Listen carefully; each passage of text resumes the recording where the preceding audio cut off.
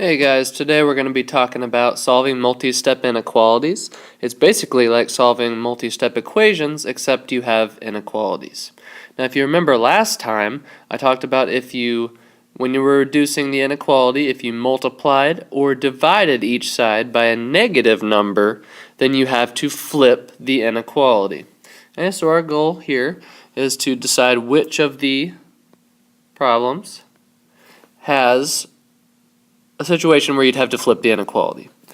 Okay, so the only one where you have to multiply or divide by a negative number is, of course, this guy. You have to multiply each side by -5, and then because you multiplied by a negative, you would have to flip the inequality. So it would end up being x is less than -15. Okay, same thing on number 2. You're just deciding which one you have to divide by a negative number. And of course, that would only be a. And you'd get x is less than -12. Okay, so these are pretty easy. I'm going to go ahead and let you try number 3 on your own. Okay, so go ahead and try that. Once you have these down, we'll go ahead and talk about the 5 steps on how to solve an inequality. Okay, so 5 steps of solving an inequality. Okay, sorry for my handwriting. Okay, so make sure you have each of these steps down. Let me zoom in for you here. Okay, so step 1, you're going to distribute. And if you remember, distribution, if you have a situation like this, you just have to multiply to each of the terms on the inside by the term on the outside.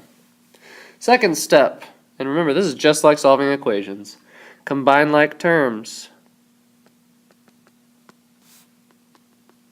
Okay, so like I said, the stuff isn't going to go away. Step 3, collect x's on same side. Okay, so we're going to collect the x's on the same side. Then, just like you do with equations, you're going to undo addition and subtraction. And then lastly, undo multiplication and division. Okay, so there's your 5 steps to solving an inequality. Alright, so let's just go ahead and jump in. Okay, so we're going to look at example number 1 up here. We're going to solve this just like we would an equation. Okay, so we need to get rid of that subtraction first. How do you undo subtraction? Well, of course, you undo that with addition.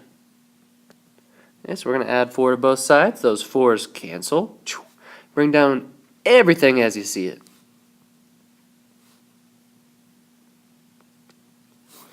Okay, so that's what we got. And then, of course, you have to undo multiplication with division. And since we're dividing by a positive number, you do not have to flip your inequality. It stays the same this time. Okay, so basically it's like a 2-step equation, except you're messing with inequalities. Make sure you get each of these examples down. Okay, let's try number 2 real quick. So once again, you have to undo subtraction with addition. I'm moving kind of fast just because you guys should have a mastery of solving equations. Okay, and lastly, divide by -4. And what happens when you divide by a negative number? Well, of course, they cancel out, but you also must flip over your inequality. Okay, so there is your solution on that bad boy. Okay, so let's go ahead and try number 3.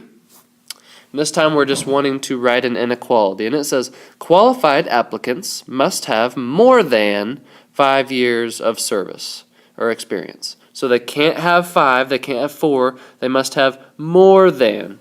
So let's go ahead and set up an equation or an inequality. We're going to say that A represents our applicants, or actually, excuse me, we're looking for years of experience, so we need to erase that. Okay, so we're looking for experience, years of experience. So E for experience, and it must be greater than 5 years.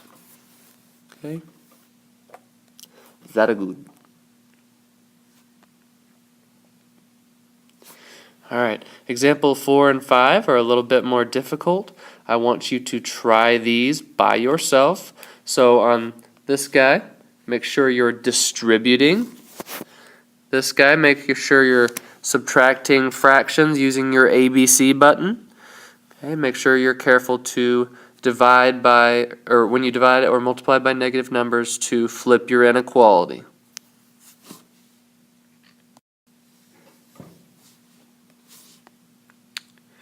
All right, we got some more examples here, and we have to name and solve and name 3 solutions for each of the inequalities.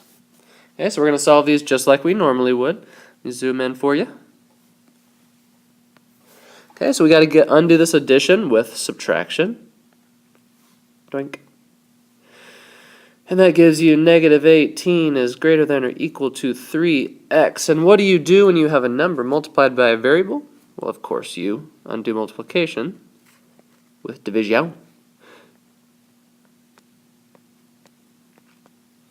And then we're almost done, but like I said in some of the previous lessons, you must have the x on the left side. So we've got to adjust this and make it so the x is on the left. Okay, I'm going to do one more, and I would like you to try the one on the right there. Okay, so this one we're going to undo addition with subtraction. Those 5s cancel out. Bring down everything as you see it. Okay, undo multiplication with division, dividing by negative 2, and what happens when you divide by a negative number? Well, of course, they cancel out, and you must flip your inequality. Okay, so there's that one. Make sure that you can make sense of it. Write a question mark next to it if you're confused. And I would like you to try this one on your own. Make sure to start, distribute. Okay, very important. Make sure you do that. So take just a few moments, work through that problem. You must have this done on your note sheet in order to receive all the credit, so make sure you do that.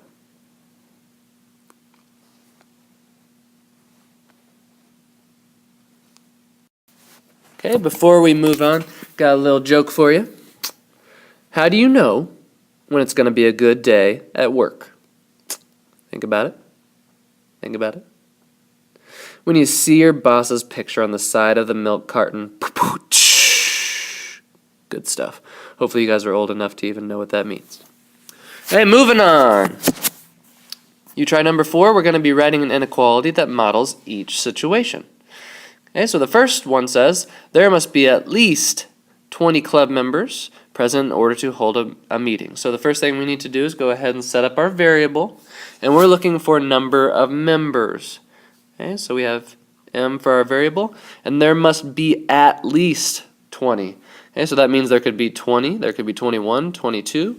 There just must be greater than or equal to 20. This would represent 20 being okay, 21, 22, 23, and so on being okay for the amount of members that have to be present for the meeting. Number 5, it says, due to a medical condition, a hiker can hike only in areas with an elevation no more than 5,000 feet above sea level. Okay, so he can be at 5,000 feet, but he cannot be at 5,001 feet. Okay, so let's go ahead and call the variable E for elevation, and he must be less than or equal to 5,000. So that would indicate that you can have 5,000 and anything less than that. Okay, you try number 6. I would like you to try this one on your own. Make sure that you get an inequality that represents that situation, and please write it down. Make sure you get all that credit for your assignment.